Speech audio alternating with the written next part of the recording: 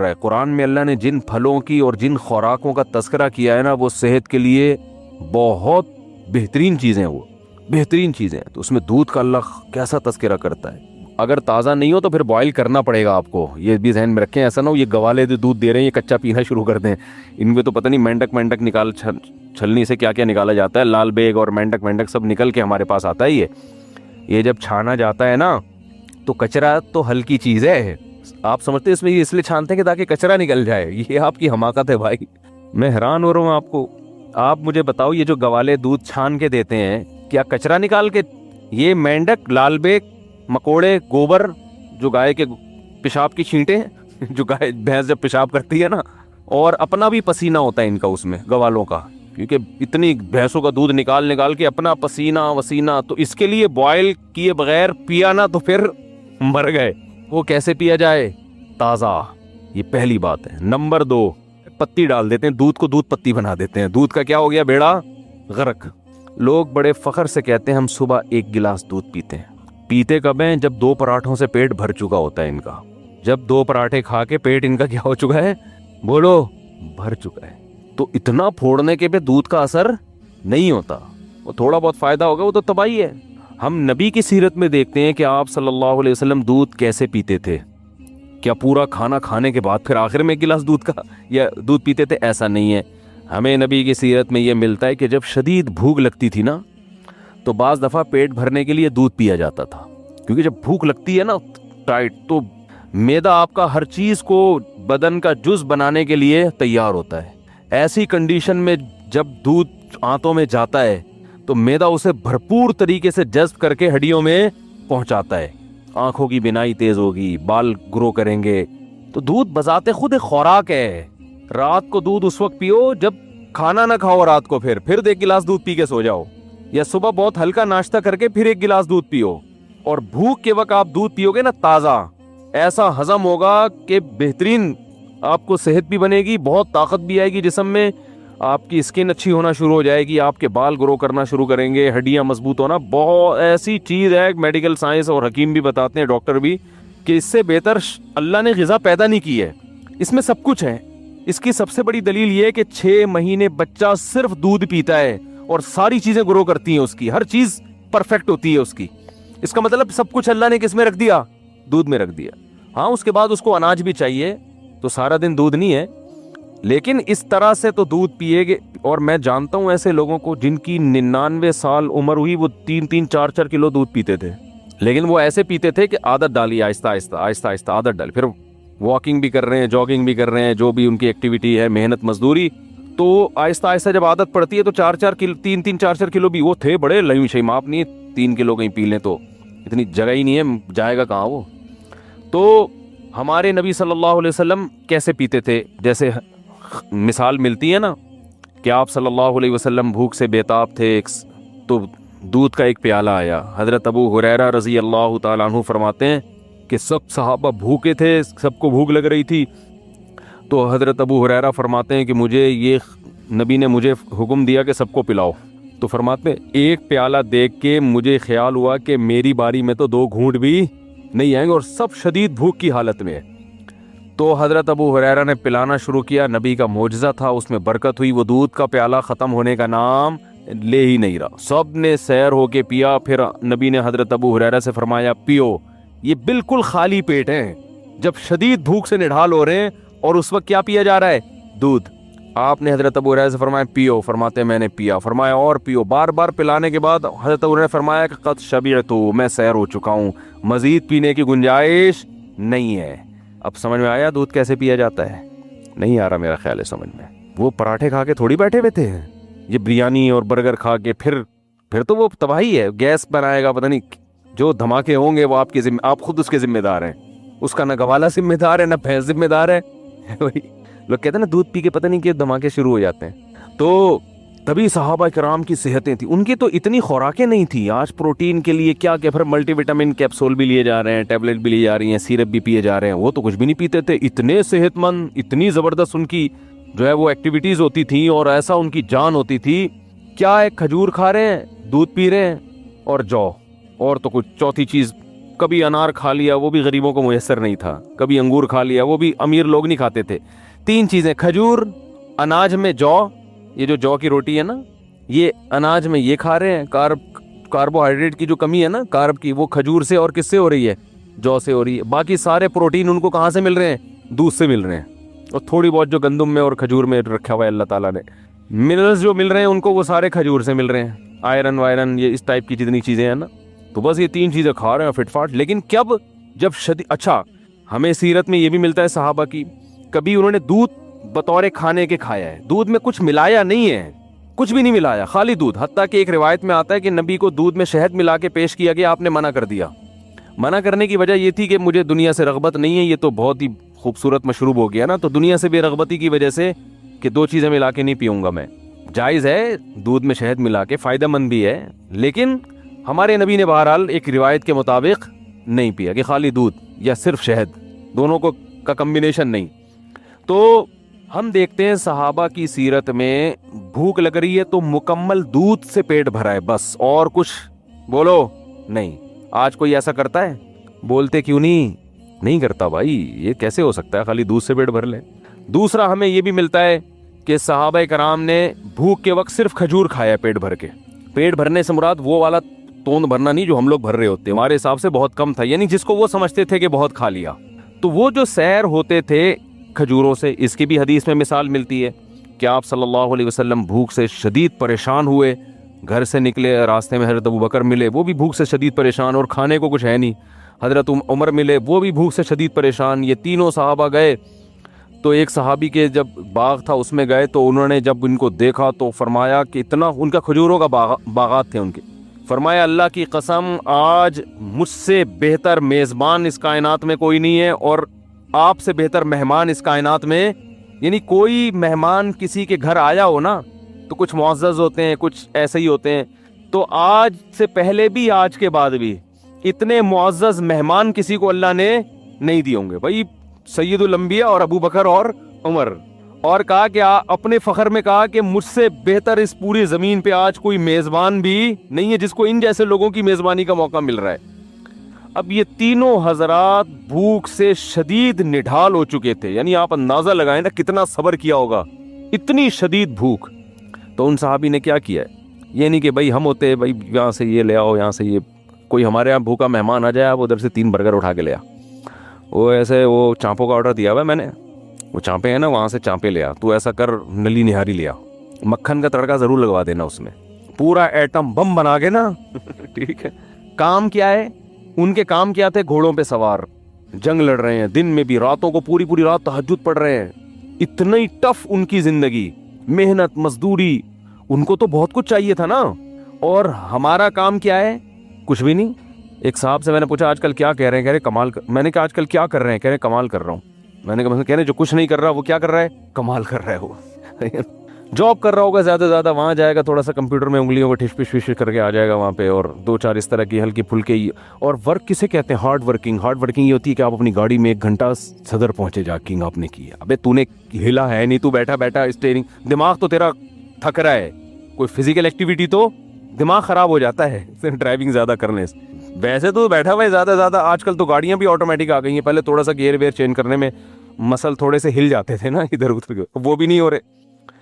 تو صحابہ کے کام بہت زیادہ, اور خوراک کیا دیکھیں, کبھی دودھ سے پیٹ بھر رہے ہیں, یہ ہلکی خوراک بولو نہیں ہے, یہ جو دودھ سے پیٹ بھر رہے تھے نا یہ معمولی چیز نہیں ہے. یہ دودھ ان کی رگوں کو تنگ تر کر رہا ہے, ان کی جو جس چیز کی باڈی میں کمی ہوئی ہے اس کمی کو پورا کر رہا ہے. یہ فیٹ نہیں پیدا ہونے دے رہا, ملائی کھانے سے انسان موٹا ہوتا ہے, دودھ پینے سے موٹا نہیں ہوتا.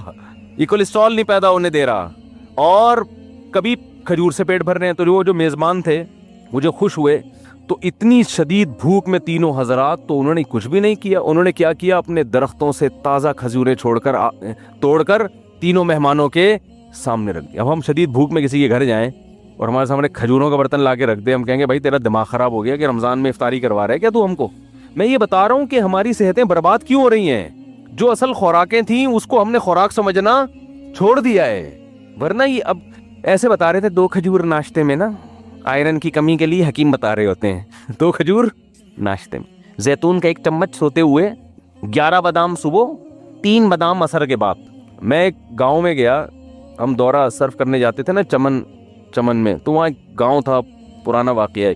تو میں دیکھتا تھا کہ وہ لوگ, ان کے ہاں خشک میوہ بہت ہوتا ہے, تو وہ اخروٹ کی پلیٹ رکھی ہوتی تھی, بادام کی پلیٹ رکھی ہوتی تھی, پوری پلیٹ کھا جاتے تھے بیٹھے بیٹھے.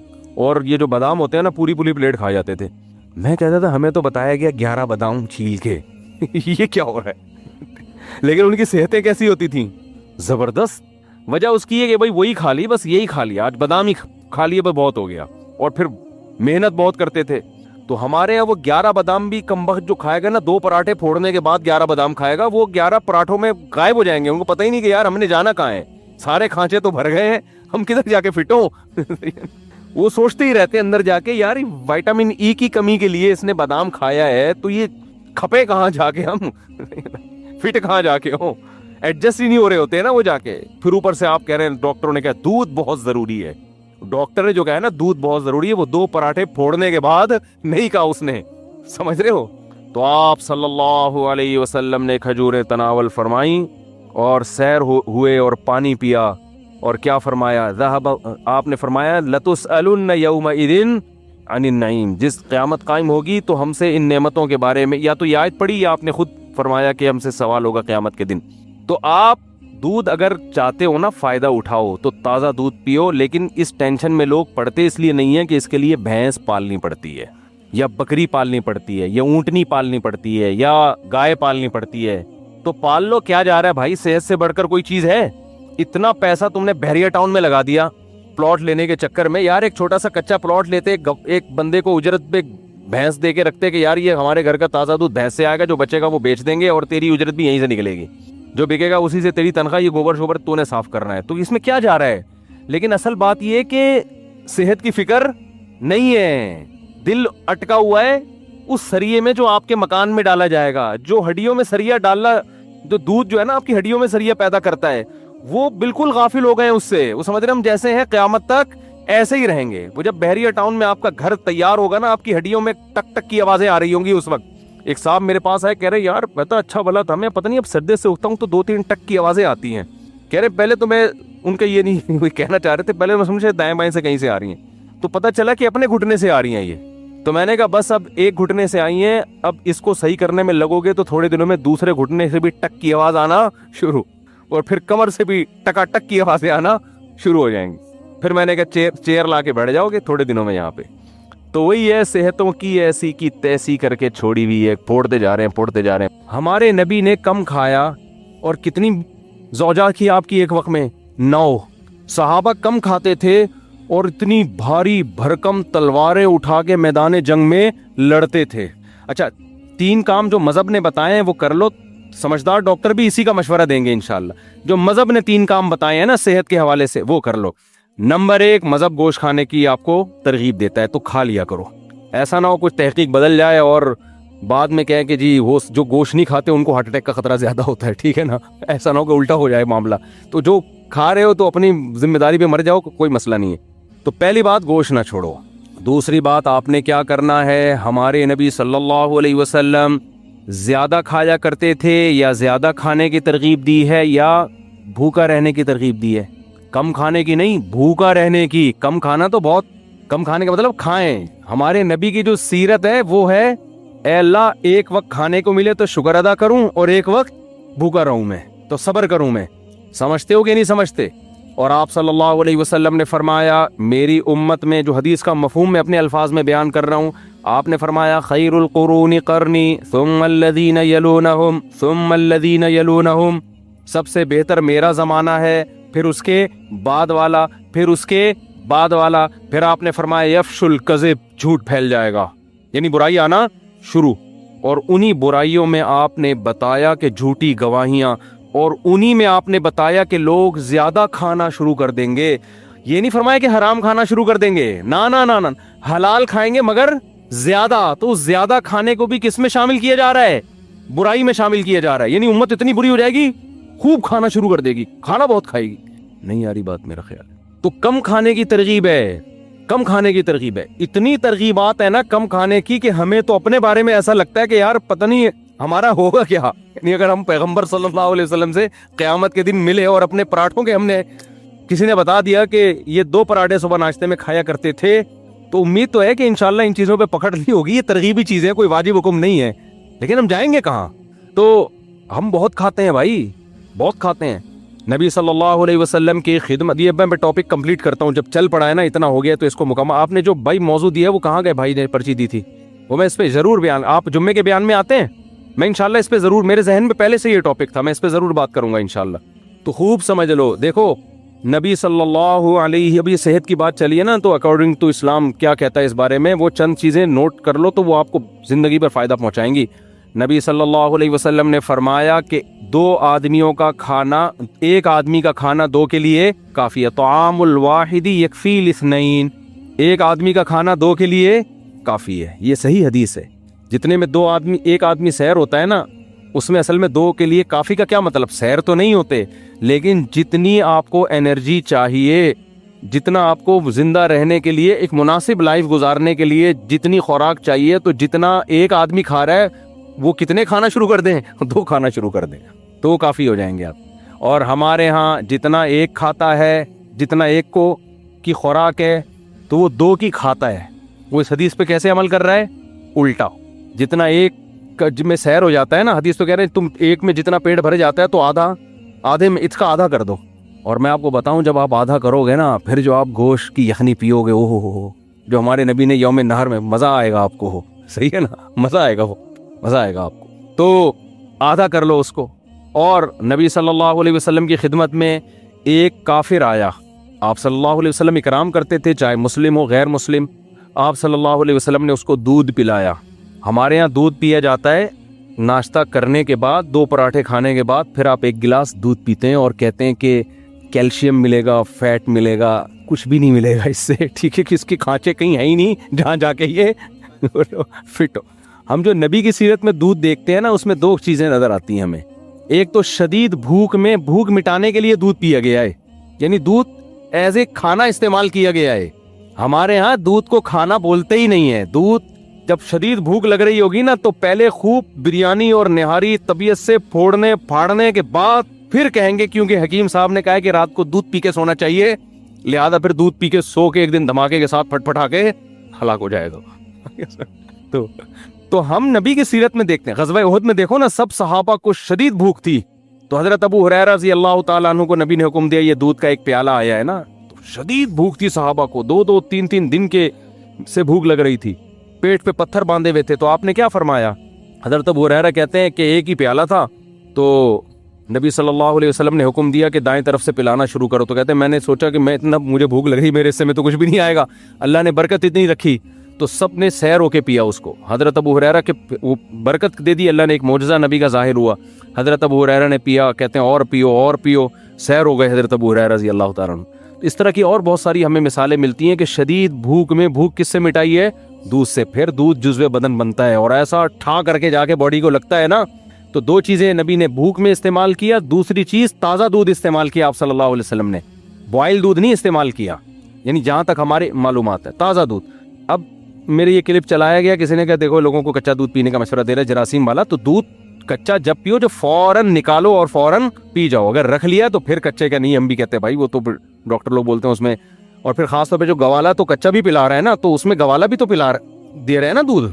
تو بھینس جتنا دے رہی ہے اس میں گوالا کا بھی اتنا اپنا خون پسینہ شامل ہے، گوبر کی چھینٹیں اور پتہ نہیں کیا کہ اس کو تو لازمی اپنی گائے ہو، اپنی بکری ہو، اور تمیز سے تھن دھو کے تمیز سے نکالا ہو، تو وہ کچا ہی بہترین ہے. وہ آپ میرے مشورے پہ پی کے دیکھیں، آپ کو بوائل میں اور کچے میں زمین آسمان کا فرق لگے گا. آپ ایسے ٹماٹر ہونا شروع ہو جاؤ گے، پیٹ بہت اچھا ہو جاتا ہے، بہت سارے فائدے ہوتے ہیں. تو ہمارے نبی نے ہمیشہ دودھ حلب الشاتا، دودھ نکالا اور دودھ پیا، کچا پیا ہے. تو یہ 2 چیزیں. خیر، تو میں اس کر رہا تھا کہ ایک کچھ لوگ آئے آپ صلی اللہ علیہ وسلم کی خدمت میں، تو ان میں غیر مسلم بھی تھا. تو آپ نے اس کا اکرام کس سے کیا؟ بھوک لگ رہی تھی سب کو، تو آپ نے دودھ پلایا. انہوں نے 7 پیالے دودھ پیے اس غیر مسلم نے. پہلے کے پیالے بھی بڑے بڑے ہوتے تھے، 1 پیالہ آپ نے فرمایا اور اس نے کہا اور، دوسرا آپ نے فرمایا اور اس نے کہا اور، 7 پیالے پی گیا. 8ویں پہ اس نے کہا بس میرا پیٹ بھر گیا، سیر ہو گیا، چلا گیا، مسلمان ہو گیا. وہ نبی کے اخلاق اور آپ کی سیرت کو دیکھ کر اگلے دن دوبارہ آیا، پھر آپ نے دودھ پیش کیا، اس نے 1 پیالہ پیا. آپ نے دوبارہ پیش کیا، اس نے کہا شبیعتو، میں سیر ہو گیا ہوں. نہیں یہی بات سمجھ میں. حالانکہ اس کو نبی نے کم کھانے کی ترغیب، اس کو تو اسلام ابھی سیکھنے کا موقع ہی نہیں ملا نا. تو ایسے موقع پہ آپ نے فرمایا الکافر یأکل فی 7 امعاء، کافر 7 آنتیں بھرتا ہے، والمؤمن یأکل فی معا واحد، مومن 1 آنت بھرتا ہے. کیا مطلب؟ مومن کی خوراک کافر سے 7 گنا کم ہوتی ہے. ان صحابی کو نہ یہ پتا تھا کہ اس کو میڈیکلی مجھے کوئی فائدہ ہوگا اس کا، یہ بھی نہیں معلوم تھا. کوئی ڈاکٹر تھے اس زمانے میں سمجھانے والے؟ نہ انہوں نے نبی سے کم کھانے کی ترغیبیں سنی تھیں. کیا مطلب؟ اب حدیث کا آج لوگ کہتے ہیں کہ آج تو کافر کم کھا رہا ہے، مسلمان طبیعت سے پھوڑ رہے ہیں، تو یہ تو معاذ اللہ حدیث غلط ہو گئی. پھر تو خوب سمجھو حدیث کا منشا کیا ہے کہ مسلمان شہوت پرست نہیں ہوتا، کافر شہوت پرست ہوتا ہے، اس کی خواہشات رکتی نہیں ہیں، تبھی کھایا جائے گا کھایا جائے گا. آج جو کافر کم کھا رہے ہیں نا ان کو ڈاکٹر لے کر آئے ہیں اس پر، جبکہ مسلمان اگر کم کھاتا ہے ڈاکٹروں کے مشورے کی ضرورت نہیں ہے، اس کی ویسے ہی اللہ نے دنیا سے بے رغبتی رکھی ہے کہ بھائی کیا ہے سارا دن جگالی کرتے رہو بس. ٹھیک ہے نا، چند دیوالے ہو گئے، نیند بھی کم آتی ہے اس سے، انسان کم کھاتا ہے تو چاقو چوبند رہتا ہے. تو جتنے بھی ہمارے اکابر بزرگ گزرے ہیں ہندوستان میں، آپ دیکھ لیں ان کی خوراکیں بہت تھوڑی تھیں. کیوں تھوڑی تھیں بھائی؟ وہ ان کو دین کے کام کرنے ہیں، وہ کہتے ہیں زیادہ کھاؤ تو نیند آتی ہے، تو کھاؤ اتنا نا جتنا افورڈ کر سکو. تو خواہشات سے انسان نکل جاتا ہے. تو آج جو کافر تھوڑا کھا رہے ہیں نا، وہ ڈاکٹروں کی رپورٹیں ہیں، ڈاکٹروں کے مشورے ہیں. ورنہ اگر صحت کا معاملہ نہ ہو تو پھر کافر خواہشات نفسانیہ میں زیادہ ہوتا ہے، مسلمان کم ہوتا ہے. تبھی تو دیکھ لو نا زنا کتنا زیادہ ہے وہاں پہ. وہ تھوڑی عورت کے بغیر گزارا کر سکتے ہیں. یہاں 35 سال عمر ہو جاتی ہے، شادی نہیں ہوتی، اور گزارا بہت سے لوگ چلا رہے ہوتے ہیں. تو مسلمان میں آج بھی خواہشات نفسانیہ پہ کنٹرول دوسروں کی نسبت زیادہ ہے. بات یہ ہے کہ ان کو موٹیویشن مل رہی ہے ڈاکٹروں سے، ہمیں نہ مذہب سے مل رہی ہے اور نہ ڈاکٹروں سے مل رہی ہے. ڈاکٹر صاحب کو آپ کسی دعوت میں لے جائیں، آپ سے زیادہ ڈبل، وہ ڈاکٹر جو میرا بیان نہیں سن رہے ان کی بات کر رہا ہوں، وہ آپ سے زیادہ ڈبل آپ جائیں، وہ سگریٹ پی رہے ہوں گے. تو آدمی کہتا ہے یار جب اتنی نقصان دہ تو یہ کیوں پی رہا ہے بھائی؟ ٹھیک ہے نا. تو اب خوب سمجھو نبی صلی اللہ علیہ وسلم نے کیا فرمایا؟ مسلمان 1 آنت بھرتا ہے اور کافر 7 آنتیں بھرتے ہیں، یعنی اس میں خواہشات نفسانیہ کم ہوتی ہیں. تو آپ نے ان صحابی کو اپریشیٹ کیا کہ نہیں کیا؟ اگر یہ عمل غلط ہوتا تو آپ ان سے کہتے کہ تم جب کافر تھے تو تم نے 7 پیالے پیے تھے، تم نے اسلام قبول کر کے صرف 1 پیالہ پیا، یہ بالکل ٹھیک نہیں ہے، اس سے تمہارے جسم میں کمزوری ہو جائے گی. نہ نہ نہ نہ. حالانکہ نبی صلی اللہ علیہ وسلم امت مسلمہ کو کمزور دیکھنا نہیں چاہتے. اگر یہ چیز کمزوری کا سبب ہوتی تو ہمارے نبی کیا فرماتے کہ کمزور مومن اللہ کو طاقتور سے زیادہ محبوب ہے، لہذا کم کھاؤ تاکہ کمزور ہو جاؤ. ہم تو یہ دیکھتے ہیں پیغمبر کی سیرت میں کہ آپ نے فرمایا المؤمن القوی احب الی اللہ من المؤمن الضعیف. کمزور مومن، طاقتور مومن اللہ کو کمزور سے زیادہ محبوب ہے. اس کا مطلب ہمارے نبی ہمیں طاقتور دیکھنا چاہتے ہیں، کمزور نہیں دیکھنا چاہتے، پھر بھی کم کھانے کی ترغیب دے رہے ہیں. تو میڈیکلی اکارڈنگ ٹو اسلام یہ پروو ہو گیا کہ کم کھانے سے طاقت زیادہ آتی ہے. یہ ثابت ہو گیا کہ نہیں ہو گیا؟ دونوں چیزوں کو اگر آپ ملاؤ. پھر اگر کوئی ڈاکٹر کہتے ہیں کہ پھوڑتے جاؤ، کہتے نہیں ہے ڈاکٹر، میں ایک مثال دے رہا ہوں. اس کا مطلب بھائی تم ہمیں وہ بات بتا رہے ہو جو اسلام کی تعلیمات کے بالکل اگینسٹ ہے. تو آپ کی تحقیق کل بدل سکتی ہے. آپ کی تحقیق کیا ہو سکتی ہے کل؟ ہمارے نبی نے کم کھایا، اور کتنی زوجات کی آپ کی ایک وقت میں 9 صحابہ کم کھاتے تھے اور اتنی بھاری بھرکم تلواریں اٹھا کے میدان جنگ میں لڑتے تھے. تو میں 2-3 باتیں بتا رہا تھا کہ پہلی بات، گوشت کو خوراک کا حصہ بناؤ، یہ ہمارے مذہب کی ترغیب ہے. ڈاکٹر کہتے ہیں اگر کوئی نارمل ہے، اگر ہاں کوئی کسی کو ہارٹ پیشنٹ بن گیا ہے، اس کو ڈاکٹر منع کر رہے ہیں تو پھر وہ جانے ڈاکٹر جانے. اسلام تو نارمل لوگوں کی بات کر رہا ہے نا. ابے کوئی شوگر پیشنٹ بن گیا اس کو تو کھجور بھی نقصان دے گی نا. جو پیشنٹ نہیں ہے ان کی بات کر رہا ہوں میں. دوسرا کام، بلکہ اس کو تو شہد بھی نقصان دے گا. دوسرا کام، پہلا تو گوشت ہو گیا، میں آپ کو اسلام کی روشنی میں صحت کا نسخہ بتا رہا ہوں. دوسرا کام کیا ہے؟ کم کھاؤ، پھوڑو نہیں، یعنی بھوکے رہو، سمجھتے ہو. اور تیسرا کام حدیث میں آتا ہے اللہم انی اعوذ بک من الکسل. آپ صلی اللہ علیہ وسلم نے سستی سے پناہ مانگی ہے. صحابہ سارے چست تھے، گھوڑے سے تیز سلمہ ابن اکوع دوڑا کرتے تھے. آپ نے ان سے یہ نہیں فرمایا کہ تمہاری رفتار اتنی تیز کیوں ہے، اتنی تیز کیوں دوڑتے ہو بھائی کہ گھوڑا پیچھے رہ جاتا ہے تم آگے نکل جاتے ہو، بلکہ اس کو اپریشیٹ کیا گیا. صحابہ تیر اندازی سیکھ رہے ہیں، گھڑ سواری سیکھ رہے ہیں، بھاگ رہے ہیں، دوڑ رہے ہیں، اور سستی سے پناہ مانگی گئی. تو تیسری چیز کیا ہے؟ فزیکل ایکٹیویٹی، جس کو ہم آج کی اصطلاح میں کیا کہیں گے؟ Physical activity. حدیث میں آتا ہے ایک دفعہ مدینہ میں خطرہ ہوا کہ کسی نے حملہ کیا ہے، خطرہ یعنی کوئی خبر پھیلی, صحابہ کہتے ہیں آپ صلی اللہ علیہ وسلم گھوڑے کی پشت پہ بیٹھ کے اتنی رفتار کے ساتھ گئے ہیں نا دیکھنے کے لیے کہ واقعی یہ خبر صحیح ہے یا غلط ہے, اور بہت تیز رفتاری کے ساتھ آپ صلی اللہ علیہ وسلم دیکھ کر آئے. تو آج فزیکل ایکٹیویٹی کیا ہو گئی ہے, اب گھوڑے تو ہیں نہیں, کیا آپ گھوڑے پہ بیٹھے ہیں, گھوڑے پہ بیٹھنے میں کتنی طاقت, پھر گھوڑا بھاگتا ہے, ہڈیاں ہلتی ہیں, گھوڑا جتنا تھکتا ہے اتنا ہی بندہ تھک جاتا ہے. پھر پیدل بھی بھاگتے تھے لوگ, چلتے بھی تھے, بھاگتے بھی, لمبے لمبے پیدل سفر ہوتے تھے. تو آج نہ جاگنگ ہے نہ واکنگ. کھوپڑی شریف میں بات آ رہی ہے کہ نہیں آ رہی ہے؟ آپ کہہ سکتے ہیں جاگنگ کی الگ سے کوئی ترغیب, بھائی جو کام اسلام چاہتا ہے وہ اگر اس کے بغیر نہیں ہو رہا تو پھر یہ چیز خود بخود اس ترغیب میں داخل ہوگی کہ نہیں ہوگی؟ اللہ آپ کو چست دیکھنا چاہتے ہیں, سستی سے حدیث میں پناہ مانگی ہے, تو جو کام سستی کا ذریعہ اور سبب بن رہا ہے اس کام سے بھی پناہ مانگی ہوگی کہ نہیں ہوگی؟ تو یہ 3 کام ہو گئے, اور چوتھا بھی ایک ایڈ کر لو اس میں, سونے کی ترتیب. وہ میری اپنی نہیں بنی ہوئی تو میں اس لیے زیادہ نہیں اس پہ بولتا, کیونکہ ہم بھی کراچی میں ہے نا, سارا سونے جاگنے کی ترتیب کی ایسی کی تیسی ہوئی ہے. لیکن ہمارے نبی نے ترغیب دیر سے سونے کی دی ہے یا جلدی سونے کی دی ہے؟ کائنڈلی تھوڑا سا بتا دیں. اور دیر سے 12 بجے اٹھنے کی ترغیب دی ہے, یا آپ تو رات کے آخری حصے میں نماز پڑھا کرتے تھے؟ تو یہ 4 کام سونے جاگنے کا نا, یہ جو سونا کا 9 بجے ٹائم ہے اصل سونے کا, جو میڈیکلی بھی ایسی ثابت ہو گئی, تو یہ 4 کام تمیز سے. اور دوپہر قیلولہ لازمی کیا ہمارے نبی صلی اللہ علیہ وسلم نے, اور آپ نے فرمایا قیلوا فإن الشیطان لا یقیل, قیلولہ کیا کرو, شیطان قیلولہ نہیں کرتا, سارا دن جاگتا ہے شیطان, اس کے کام بہت ہے نا. شیطان جو ہے نا کبھی بھی آرام نہیں کرتا. تو اگر آپ آرام نہیں کرتے, ہر وقت کام کام, قائد اعظم نے فرمایا تھا کام کام اور بس کام, تو قائد اعظم کا یہ مطلب نہیں تھا. ان کا تھا کہ سونے کے بعد جتنا ٹائم اٹھو تو کام میں لگاؤ, وہ مزید سونے میں نہ لگاؤ. تو آپ نے کیا کیا کہ وہ سارا جو ہے نا, ہر وقت لوگ پاگلوں کی طرح جو پیسہ کمانے میں لگے ہوئے ہیں نا, وہ ہر وقت پاگلوں کی طرح پیسہ کمانے میں لگے ہوئے ہیں, سوتے ہی نہیں ہیں, اور سوتے ہیں تو موبائل پہ لگے رہتے ہیں. پھر موبائل تو ظاہر ہے نیند کو غائب کر دے گا. تو ہمارے نبی صلی اللہ علیہ وسلم گہری نیند سوتے تھے. حدیث میں آتا ہے آپ صلی اللہ علیہ وسلم کے نا ہلکے سے خراٹوں کی آواز آتی تھی. جب یہ گہری نیند ہوتی ہے نا تو ناک سے نا آپ صلی اللہ علیہ وسلم کے معمولی سے خراٹوں کی آواز, یہ جب گہری نیند ہوتی ہے تو پھر ایسی آواز آتی ہے. تو آپ صلی اللہ علیہ وسلم اور آخری عمر میں جسم مبارک بھی تھوڑا سا بھاری ہو گیا تھا, تو گہری نیند سویا کرتے تھے آپ صلی اللہ علیہ وسلم. تو ہمارے ہاں ان چیزوں پہ عملی. خیر میں یہ عرض کر رہا ہوں کہ یہ 4 کام کر لو تو انشاءاللہ جیسے تمام دوائیں بچوں کی پہنچ سے دور ہوتی ہیں تو تمام دوائیں بڑوں کی پہنچ سے بھی کیا ہوں گی, دور ہوں گی. پھر جب پیاس لگے پانی پیو, جی نیچرل لائف. اس کے بعد اگر پھر کوئی خدا نخواستہ بیماری ہوتی ہے, پھر ڈاکٹر جتنے گلاس کا مشورہ دے رہا ہے اس کے مشورے پہ اتنے. اس سے پہلے ڈاکٹر کو کہ خام خواہ کے مشورے لینے کی میرے بھائی کوشش نہ کرو. خام خواہ کا جو ہے نا خطرناک ہو جائے گا, وہ ایسا نہ ہو ریسرچ کی بھینٹ چڑھا دے, کل وہ ریسرچ کیا ہو جائے.